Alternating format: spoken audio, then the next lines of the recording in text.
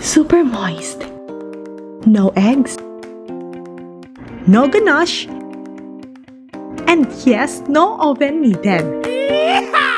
At sa recipe na ito, kailangan natin ng 2 cups ng all-purpose flour. I-sieve lang natin ito at this way may iwasan natin ang buo-buo. At ilalagay ko rin sa description box below ang complete recipe natin. Then maglalagay tayo ng 1.5 teaspoon ng baking powder at 1.5 teaspoon din ng baking soda. 1 teaspoon ng salt, i-sieve lang natin ito at paghaluin na lahat ng mga dry ingredients.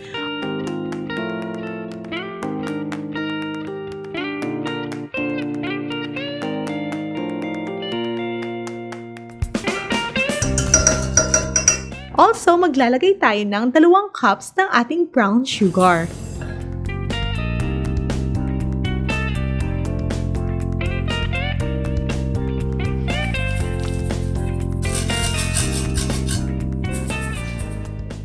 Then, follow natin ang 3/4 cup ng cocoa powder. I-sieve lang natin ito.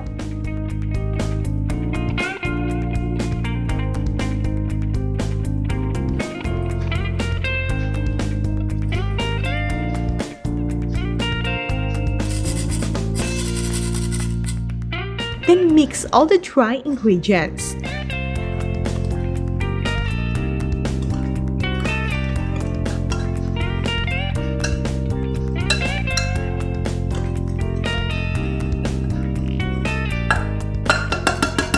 Maglalagay tayo ng 1.5 cup ng water. Hindi ito malamig at hindi rin warm, just the regular tap water. Half muna ang ating ilagay. Then add the second half.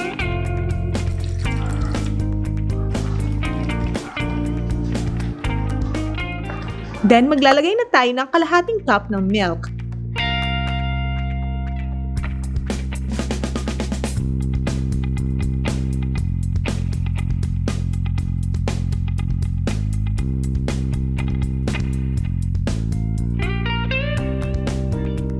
At lagyan din natin ng 1/2 cup ng oil and I'm using corn oil. Pwede din kayong gumamit ng canola oil or ibang klase ng cooking oil. I-mix lang natin ito ng mabuti until well blend.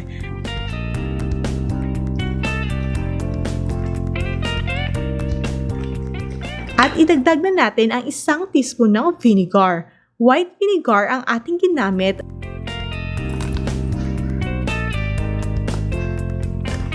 Yan, talagang naaamoy ko na ang bango ng ating chocolate mixture. At i-mix na natin ito ng mabuti until wala na makikitang oil at well combined na at wala ng mga lumps.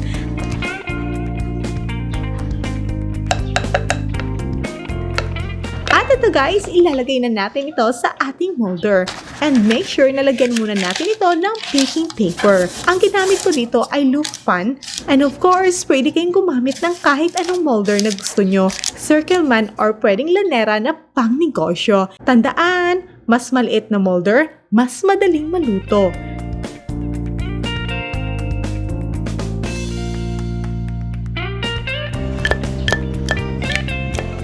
At itap lang natin ito to remove the excess bubbles. Then, atin na itong lulutuin sa ating improvised oven gamit ang kawali.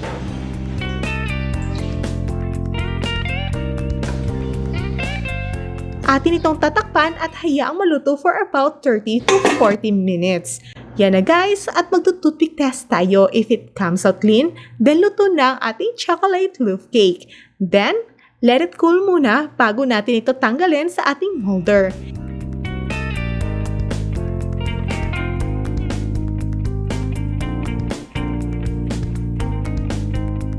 And here's our cake. As you can see, sobrang moist ng ating niluto kahit wala pang ganache yan. At tatanggalin lang natin ang ating baking paper.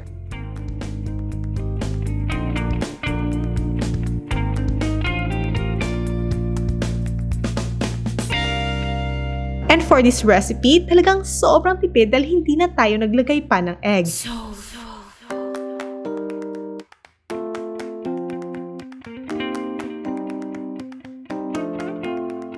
At narito na ang ating super moist chocolate cake na niluto lang sa ating kawali. O mga sis, kayang-kaya mo na itong lutuin kahit wala kang oven. Pwede mo rin itong pagkakakitaan ngayong malapit na ang Kapaskuhan. May dalawang paraan sa pagluto nito. Pwede mo rin itong iluto sa ating steamer. Just don't forget to wrap your cover with clothes or lagyan ng foil sa molder.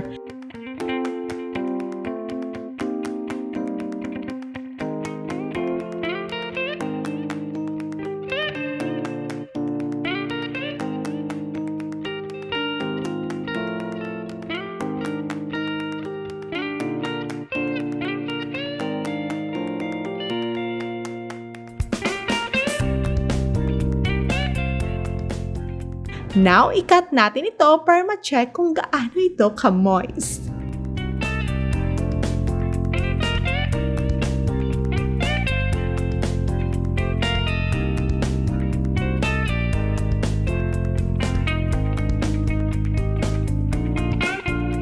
I really love the texture and this is the perfect chocolate cake recipe. At narito ang ating costing.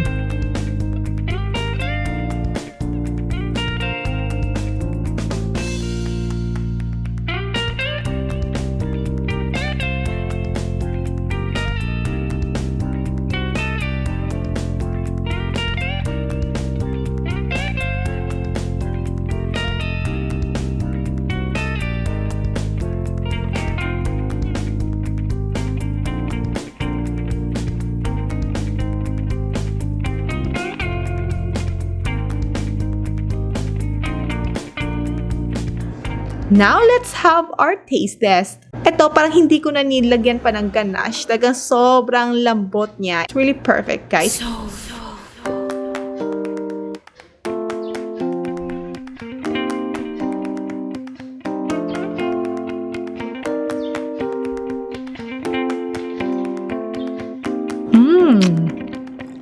Talagang sobrang sarap niya, guys. At yung lasa niya, hindi masyadong matamis, kaya hindi nakakalanag. At ito talaga yung perfect cake recipe na hinahanap ko, yung hindi masyadong matamis, but super moist. At talagang makakarami ka nito. Sobrang sarap. It really melts in your mouth. Perfect na perfect ito na recipe para sa akin. So, sa ating mga momshies and sisterette, try nyo na itong ating eggless chocolate loaf cake. At next is, gagawa naman tayo ng isa na namang yummy recipe kaya huwag kalimutang mag-subscribe at i-click ang notification bell para lagi kang updated sa ating next repeat recipe. At nag-upload tayo every Wednesday and Saturday kaya kita-kits mga kakusina! Thank you so much and enjoy cooking!